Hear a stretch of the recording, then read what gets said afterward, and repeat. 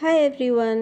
మే అంటేనే మ్యాంగోల సీజన్లో మాకైతే మ్యాంగోలు ఎక్స్పోర్ట్ అయిపోయాయి అనమాట. ఇది సెకండ్ బాక్స్ అండి. ఒక్కో బాక్స్లో 9 కాయలు అయితే ఉంటాయండి. ఫస్ట్ బాక్స్ అయితే దొబ్బేసింది, ఏం బాగాలేదు. ఇది మా సెకండ్ బాక్స్. ఇందులో పర్లేదు అనిపించింది.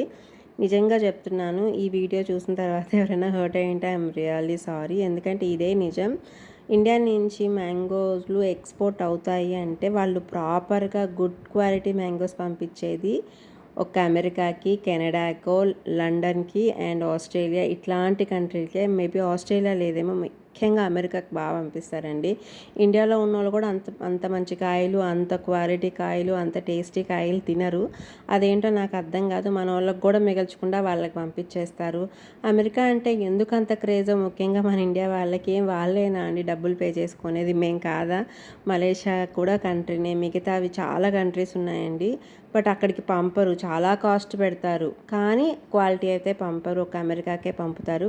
అందాక ఎందుకండి, యూట్యూబ్ చూడండి, అమెరికాలో కూర్చొని పప్పు తోటకూర వండుకున్నా కూడా చూసేస్తారు. అదే ఇంకో దేశంలో ఎంత మంచి కంటెంట్ ఉన్నా చూడరు. ఇదే నిజం, ఇదే నడుస్తుంది.